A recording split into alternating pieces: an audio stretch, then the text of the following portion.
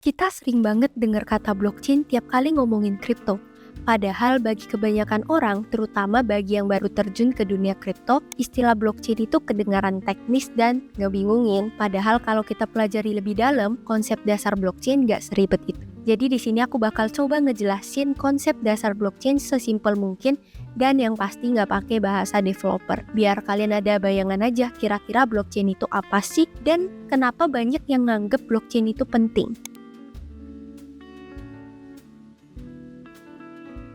Tapi sebelum ngebahas konsepnya, kita mulai dulu dari dasarnya. Apa sih blockchain itu? Blockchain itu bukan nama koin, bukan nama aplikasi, tapi teknologi di balik semua kripto yang kalian tahu. Jadi tanpa blockchain, Bitcoin itu cuma angka digital yang gampang dimanipulasi. Simpelnya blockchain itu tempat buat nyimpen data, tapi datanya itu nggak disimpan di satu tempat aja, melainkan tersebar ke banyak komputer di jaringan. Dan semuanya punya kopian data yang sama. Misalnya nih, kalau kalian mau transfer Bitcoin ke orang lain, transaksinya itu nggak langsung terjadi, tapi harus divalidasi dulu sama komputer-komputer di jaringan. Dan kalau udah valid, transaksi itu baru ditambahin ke blok, dan blok ini nanti dihubungkan ke blok-blok sebelumnya kayak rantai.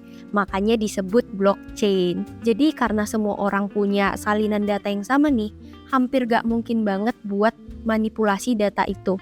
Karena buat manipulasi, orang itu harus ngerusak semua salinan yang ada di seluruh jaringan, yang mana itu susah banget dan hampir gak mungkin dilakuin. Penjelasan tadi mungkin bagi sebagian orang masih terdengar teknis. Jadi coba sekarang bayangin blockchain itu kayak buku warung yang di-share ke semua pembeli. Jadi tiap ada yang beli Indomie ataupun utang rokok, semuanya dicatat. Bedanya, buku warung ini catatannya nggak bisa diubah ataupun dihapus. Jadi misalnya nih, ada yang tadi bayar utang rokok, itu tuh nggak dicoret, tapi ditambah catatan baru, misal dengan label utang udah lunas. Jadi semua yang kejadian bakal tetap ada. Jadi setiap orang itu bisa ngelihat transaksi ini, tapi nggak bisa ngubah seenaknya. Kita itu cuma bisa nambah data, tapi nggak bisa ngubah ataupun hapus data itu, even data itu salah. Jadi semuanya itu di blockchain bersifat transparan. Sekarang kita bahas kenapa sistem ini beda banget sama sistem yang kita pakai sekarang. Jawabannya karena blockchain itu desentralisasi dan sistem yang kita pakai sekarang itu sentralisasi. Contoh gampangnya rekening bank. Setiap transaksi kita itu dicatat dan dijaga sama satu pihak doang, yaitu bank itu sendiri. Jadi kalau misalnya ada error, kita cuma bisa nunggu doang sampai banknya benerin. Atau contoh lainnya, saldo di rekening kalian tiba-tiba berubah nih. Kalian bisa protes, tapi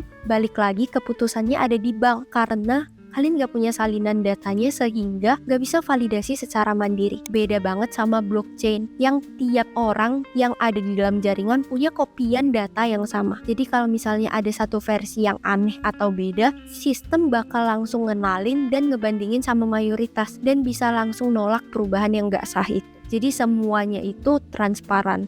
Dan sistem ini yang ngebuat kita bisa ngelakuin banyak hal tanpa perantara. Jadi tanpa blockchain, sebenarnya kripto itu gampang banget buat dihapus, dimanipulasi, bahkan dicuri. Dan kalau itu kejadian, kripto itu nggak bakal bisa dipercaya selamanya. Oke, jadi blockchain ini simpelnya cara baru buat nyimpen dan validasi data yang nggak dikontrol satu pihak aja.